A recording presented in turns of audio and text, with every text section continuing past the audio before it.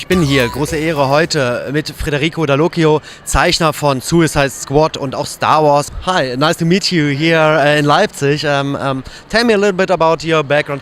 Have you been a fan of Star Wars before, or how did you come to this? Yeah, sure. I was fan since I was a little kid, like most people of my generation, and I grew up with those characters. And I think, but for all the Star Wars artists, it's a dream to be working in the stories, in the universe, because it's a huge universe in which you have a lot of characters and you can do not everything you want, but you have a lot of freedom.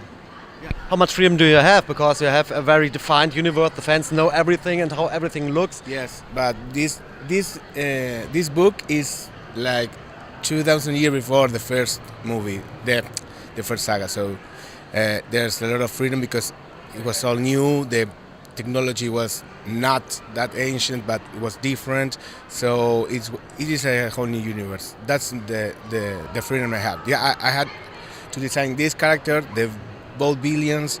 So that's the freedom I got from Star Wars. I designed the villains and the main character. So it's important to me. And how much were you familiar with the DC universe? DC universe, I like. We all have our heroes from childhood: Batman, Superman, and it took me a while to draw Batman. I started drawing the villains first, like Prometheus. I did a lot of Suicide Squad with Harley, and then I jumped to Batman stories, which I finished last year, which are Batman Unhinged and Batman the Dark Knight, Legends of the Dark Knight. And yeah, it's always like a dream having your hands on Batman and the characters, but I had to wait a while since the beginning of my career. But well, we are here. Harley is a very good example because she's very popular for all the cosplayers we also have here. What is your favorite character? She's great because she's not leading the team of Suicide Squad, but Deadshot is. But she is like the soul of the team, because everybody is waiting to see what happens with her. And the costume changed completely to this saga, and it was a huge responsibility because though I didn't design it, I have the very first page in the new 52. The first appearance of her was mine. So in issue number 1, I had to draw her the very first time. So everybody open the book and see that for the first time. So it's a big responsibility, but it was a lot of fun all through the whole story. There are panels when I can tell what happens, but she's very very important what happens to her and what happens in other lines of the story. And I didn't know what was, because I got the script and I didn't get the other book script. So I asked for the editor, what is happening in that book? We can tell you. Okay, I had to wait until getting all the books together, but I had to draw her reacting to things that happened in another place, and what's quite important. And I think it was pretty well. And I had the impression that you, in Suicide Squad, went so far as you can go. There was a lot of sexiness and a little bit and violence and splatter moments. Yes.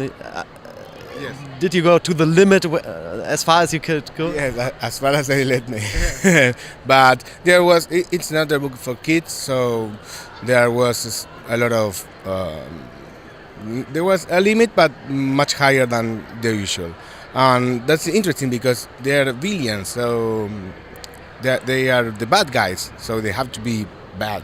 And otherwise, you like Harley, so she can't be that bad. But you know, it's the kind of yes, his suit is sexy, and yeah, it was very fun drawing it.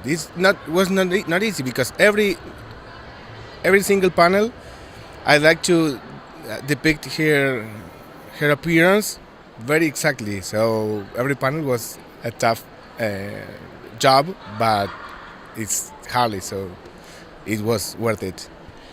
Do you have in Argentina? There's a very big comic culture. Yeah, great. And I think you grew up with it. Who has impressed you and who has influenced you? Who artist? Which artist? Oh, yeah, there are a lot. I work a lot with Leonardo Manco, which I was a fan, and then I worked with him. I was a fan of an artist called Merigi, and a lot of 80 and 70 artists that worked for Argentina, and then their work was published in Italy, so they were very famous in Italy. And I grew up also with Spanish comic, which are called tebeos, and we got them, and of course some American, but mostly Argentinian and European comics are my influences. If you ask me for some names, my favorite is, I don't know, Brian Hitch. I love him, and every book, every artist in Argentina is my influence because I grew up with them, and the books were just black and white. My work is much black and white. Then we put colors, but I work a lot with black and white. So that's it. So you had the chance to not only meet some of your role models, but also work with them. Oh, So yeah. that must the dream come true. Master dream, yeah, and you learn a lot because one thing is to see it and print it, and another is to see how they do it. This there has no price because and aiding them to do so. That's incredible. That's where I learned the most, working with the great guys that were working for.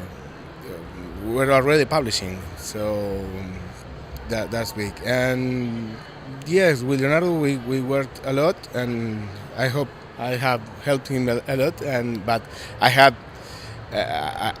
we finished the page, and I asked, please let me keep it. So we print it, and I have it at home as a collector. Okay. I've seen that there are a lot of young artists here who, at the beginning, do you have any tips for them? How they get into this business? How they can earn money with it? How to get famous? You have to. They are watching now. Yeah. Okay. You have to draw every single day of your life, and if you fail to do so one day, you have to do it double the other one.